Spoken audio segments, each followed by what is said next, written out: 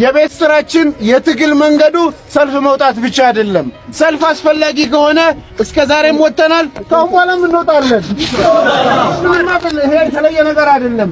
ነገር ግን ስንወጣ በመሪ ድርጅታችን ተማክረን ተያይዘን መስጊድን ብቻ አይደለም አስፈላጊ ከሆነ መውጣት ያለበት ቦታ ሁሉ ሊወጣ ይችላል። ጸቡ ለምን እስራኤልን ጎበኙ አይደለም። ጸባቸው ከእስራኤል ሳይሆን በእስራኤል አስታከው ወልደ ተክለ ሃይማኖት የሚል ስም ዮናስ የሚል ስም ኦርቶዶክሳዊ ክርስቲያን የሆነ ሰው ለምን ከፍ ብሎ አየነው?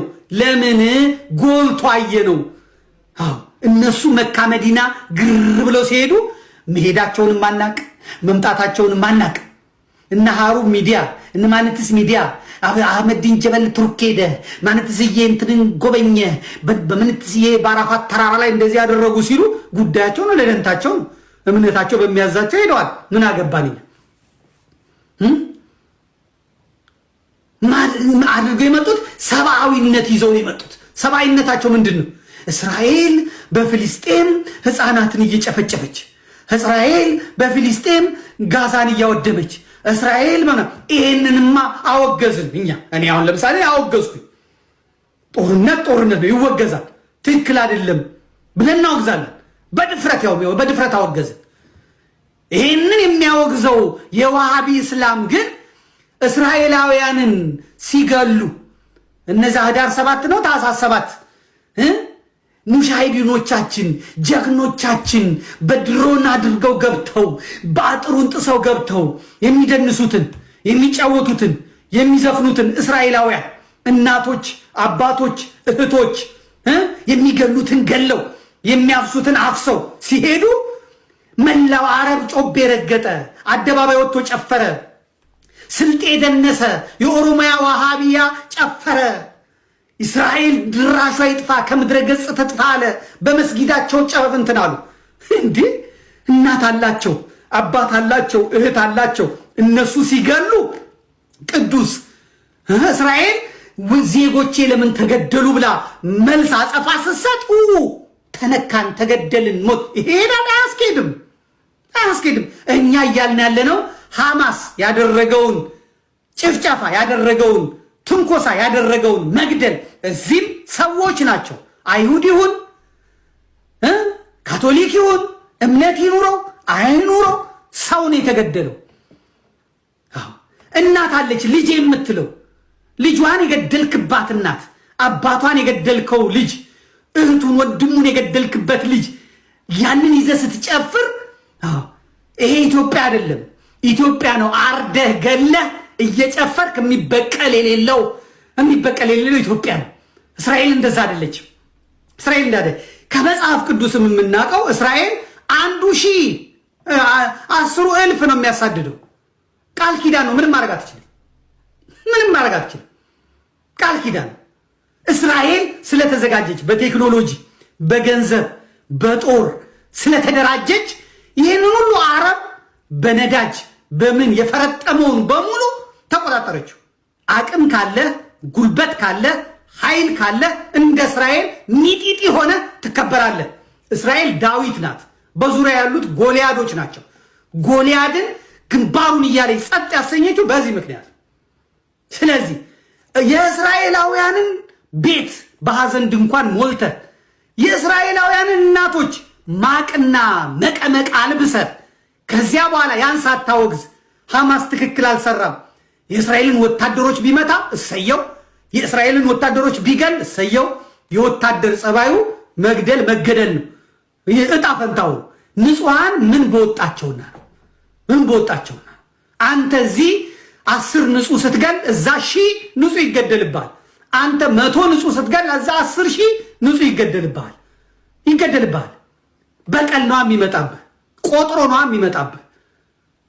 እዚህ አሁን ይሄ የአረቡ የዚህ በተለይ እኛ ሀገር ያለው የስልጤና የኦሮሞ እስላም ለፍልስጤማውያን አስቦ አይደለም፣ እስራኤል መታቻቸው ምናምን ብሎ አይደለም።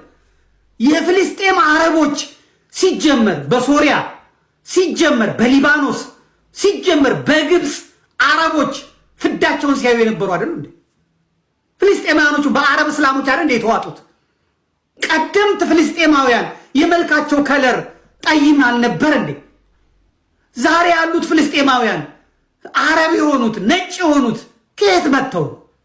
የግብፅ፣ የሶሪያ፣ የሊባኖስ፣ ከሳውዲ፣ ከኢራቅ፣ ከኢራን መጥተው ሰፍረው አይደል እንዴ? እውነቱን እንነጋገርና ኢትዮጵያዊ ከለር የነበራቸው አልነበሩ እንዴ? አልነበሩም። መጠየቅ አለብን። መልስልኝ። ጋዛ የኢትዮጵያ ርስት አልነበር እንዴ? ኢትዮጵያን የሚሰፍሩበት አልነበር እንዴ? እስከ 1948 38 ድረስ ያሉትን ፊልሞች ተመልከቱ። በፊልስጤም ያሉ ፍልስጤማውያን መልካቸው ጥቁር ነው። አረብ አይደል እንዴ? አርዶ ጨፍጭፎ ያስወጣቸው የቀማቸውን መሬታቸውን። ይሄ የምታየው የፊት ቅርጽና የፊት ከለር ነበር እንዴ? አልነበረም። እንግዲህ እዚህ ጋር ያለው ነገር ምንድነው? ደብል ስታንዳርድ የሚባል ነገር አለ። ለእስራኤል የሚያበጁት መስፈርት ሌላ፣ ለፍልስጤም የሚያበጁት መስፈርት ሌላ የሚሆንበት ሁኔታ አለ። እስራኤል ፍልስጤም ላይ ያደረገችውን ነገር የሚቃወም ሰው የአይዲኤፍ ወታደሮች፣ የእስራኤል ዲፌንስ ፎርስ ወታደሮች ያደረጉትን ነገር የሚቃወም ሰው ሐማስ ያደረገውንም ነገር መቃወም አለበት። ሐማስ ነው መጀመሪያ በኦክቶበር 7 ገብቶ ንጹሃን እስራኤላውያንን የገደለው። ሄደ ንጹሃንን እያንዳንዱ እንስሳ እንኳን አልቀረው እየገባ የታጠቀውንም ያልታጠቀውንም እያገተ እየገደለ እንደ ልቡ የተንቀሳቀሰው የዛኔ ነው። ከዛ አጸፋው ተመለሰ። አጸፋው ሲመለስ ግን ሐማስን ብቻ አይደለም የተዋጉት እስራኤላውያን፣ ንጹሃንን ፍልስጤማውያንም ገድለዋል። ስለዚህ ያለው ሁለቱም ጋር ነው ጥፋቱ ነው። አይዲኤፍም ጋር አለ፣ ሐማስም ጋር አለ። ስለዚህ ሁለቱም ነው መወገዝ ያለባቸው በሰብአዊነት ከታሰበ። ሐማሶችም የገቡ ጊዜ ንጹሃንን ገድለዋል፣ ህፃናትንም ጭምር። ስለዚህ እዚህ ጋር አይዲኤፍ አጸፋውን ሲመልስ፣ እስራኤል መከላከያ አጸፋውን ሲመልስ ተቃውሞ መጀመሪያ ሐማስ ሲገባ ግን በደስታ የሚፈነጭ ከሆነ ችግር አለ። ተግባብተን በሰብአዊነት እንዴት አይታሰብም? እንዴት እንዲያደርጋሉ? እንዴት ከተባለ ለሁለቱም ነው የሚሆነው ነው ጉዳዩ። ሁለቱም ንጹሃንን ተዋግተዋል። የወታደር ለወታደር አይደለም ጉዳዩ፣ ንጹሃንን ተዋግተዋል። ሐማስም ሄዶ ህንጻ ውስጥ ምን ውስጥ ይደበቃል? ሰዎች ያሉበት ቦታ ላይ ሲመታ ንጹሃን ይሞታሉ። በዛውም የእስራኤል መከላከያም ይወቀሳል። በእርግጥ ንጹሃንንም አልሞ አልመታም ማለት አይደለም፣ ግን አባባሌ በሁለቱም ወገን ነው ጥፋቱ የተደረገው። አንድ ወገን ላይ አድርጎ የማጥቃት ነገር መሆን የለበትም። አንድ ኢትዮጵያዊም ደግሞ እንደ ጋዜጠኛው ዮናስ የዩቤሱ እንደገና የግረኛው ሚዲያ ምናምን ሲሄድም ከኢትዮጵያ ምናምን እንዴት እነዚህን ምናምን የማለት አካሄዶች አሉ። ይህም ልክ አይደለም ነው። ሲቀጥል በሌላው ሀገር ስላለው ሙስሊም እየታሰበ አይደለም። አሁን እንደዚህ በእስራኤል የሚቃወሙ ፍልስጤም የሚደግፉ አንዳንድ አካላት፣ የሙስሊም አካላት እንደግፋለን ሁሉንም ሙስሊም የሚሉት ሱዳን ውስጥ የሆነውን አይጠቅሱም። አረብ ኤምሬቶች ራሳቸው ሙስሊም ናቸው። አረብ ኤምሬቶችም ሱዳኖችም የሚያደርጉትን አይጠቅሱም። እስራኤል ፍልስጤም ላይ የምታደርገውን ብቻ ነው የሚጠቅሱት። ለምን? በሌላው ዓለም የሚሆነውን አይጠቅሱም። ኢትዮጵያ ውስጥ ስለሚሆነው ራሱ አይጠቅሱም። እዛ ላይ ነው ትኩረታቸው። ሚዲያው የሚያተኩረው ላይ ነው የሚተኮረው ወይስ መሬት ላይ ያለው ነገር ነው የሚለውም ጥያቄ ውስጥ ይገባልና መስፈርቶቻችን የተስተካከሉ መሆን አለባቸው። በቅን መታየት አለባቸው። በሰብአዊነት መታየት አለባቸው። ዝም ብሎ ሚዲያው በሚራገብበት ሁኔታ ብቻ ሳይሆን እንዳጠቃላይ መታየት አለበት።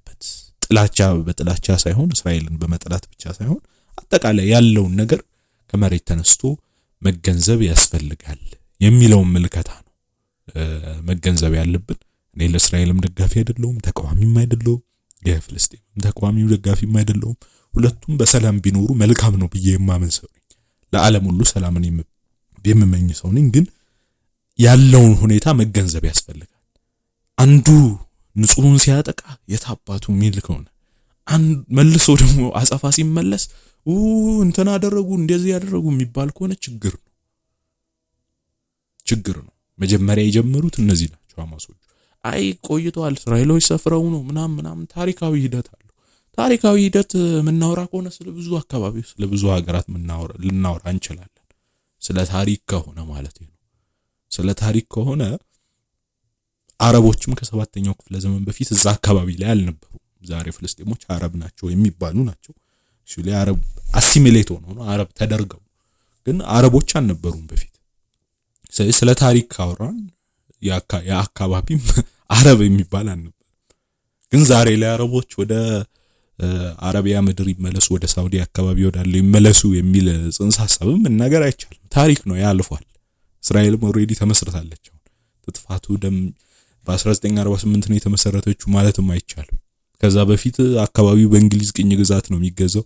ከዛ በፊት ኦቶማኖች ነበር የሚቆጣጠሩት። ከዛ በፊት ሌሎች አረቦች ምናምን ነው የሚቆጣጠሩት። አባሲድ ካሊፌቶች እና ረሸዱን ካሊፌቶች እና ኡማይድ፣ ከዛ በፊት ሮማውያን፣ ከዛ በፊት ግሪኮች፣ ከዛ በፊት ፋርሶች፣ ከዛ በፊት አሶራውያን፣ ባቢሎናውያን እያለን ብዙ መሄድ እንችላለን ወደኋላ። ታሪኮች አሉ፣ ሰፊ ነው ነገርየው። ግን ስለ በፊት ሳይሆን ስለ አሁን ስላለው ነገር ነው የምናወራውና አሁን ካለው አንፃር ያው እስራኤልም አለች፣ ፍልስጤምም አለ። ቱ ስቴት ሶሉሽን ተብሎ የተዘጋጀ አለ። በዛ መሄድ ነው ያለባቸው ብዬ ነው ማስበው። ያው እኛ ስለነሱ ለመናገር አንችልም። ብዙ ነገሮች አሉ ኢትዮጵያ ውስጥም ቢሆንና ያለው ነገር ብዙ ነውና የራሳችን ነገር ላይ ወራ ሲባል ብዙም ትኩረት ስለማንሰጥ ነውና ያ ነው ያለው ሁኔታ።